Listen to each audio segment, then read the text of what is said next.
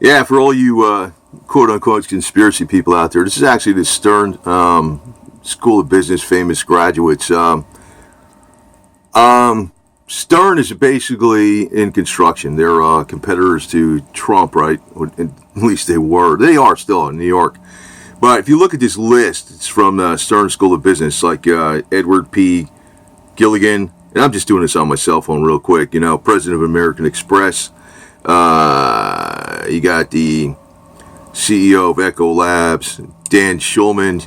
And you know how PayPal is restricting people who can't, whatever they say, they can't do this, they can't do that, as a source of funding or crowdfunding, or just being getting donations from people.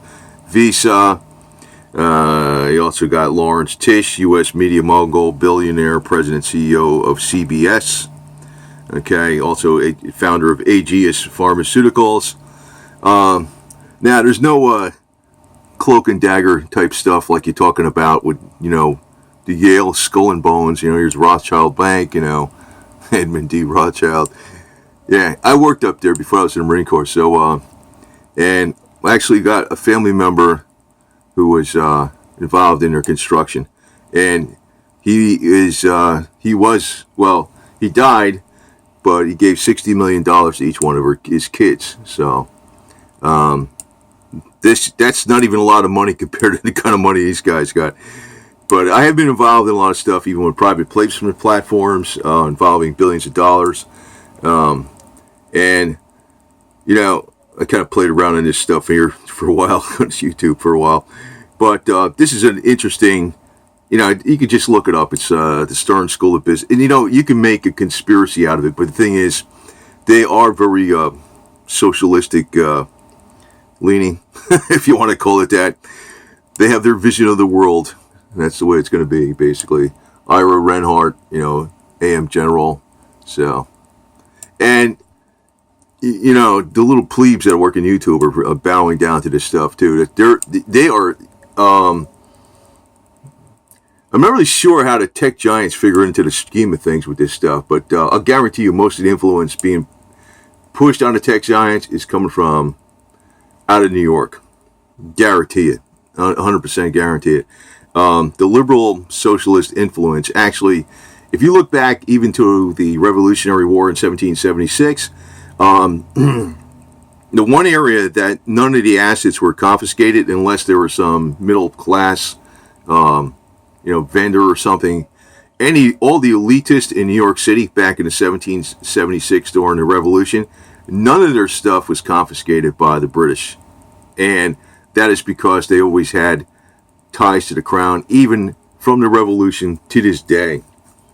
And it's not really like a rigid lockstep, linked together with cables from generation to generation. But basically that area has always been loyal to the crown and a monarchy and, rule from the top. And here's Alan Levine, CEO of Pfizer. Of course, he loves natural botanicals. Now, this guy here, Kenneth Langron, founder of Home Depot. Home Depot was actually pro veterans and stuff, pretty much. So here, China Trust Commercial Bank. So that's another area that I figured I wasn't going to talk about too much, but I'm not going to really say too much all I know because I think that would be freaking really stupid. But, this is something to look at. But, the thing is, when you look at it, you say, oh, gee whiz. Well, what do you do about it? I don't know. And their game basically is slavery. Gain control of the money, keep control of the money, and you own them like slaves, which has always been the situation from the days of the robber barons back in the 1800s. It's always been that way. The one thing that was actually going to limit their powers a lot, because a lot of their power for the elite is through the government itself. They own the politicians. Like one of the best examples was William Seward from New York State. The guy was totally against slavery in the South. And here the guy in 1860 in December was advocating and pushing for a permanent constitutionally protected amendment that couldn't be undone to give South slavery forever and ever. That's the real elitists. They were bending the will of that politician.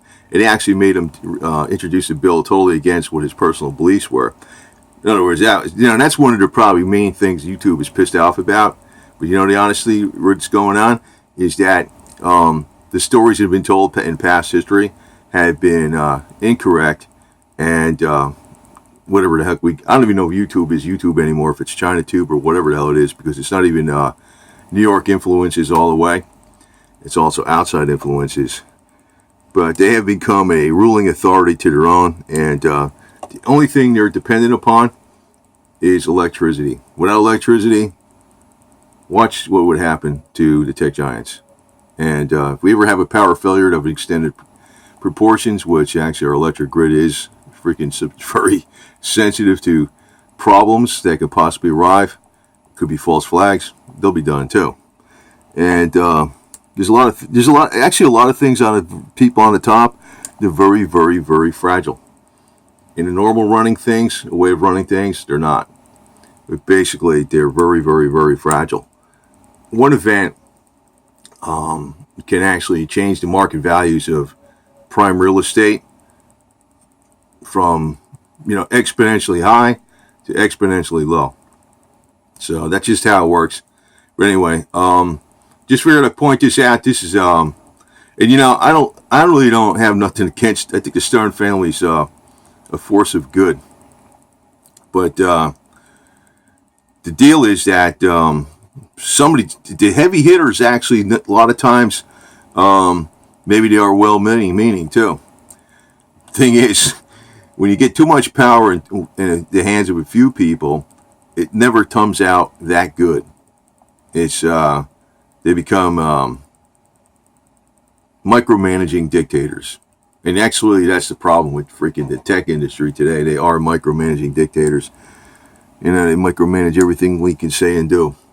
Just like you're on China, approved TV. Anyway, over now.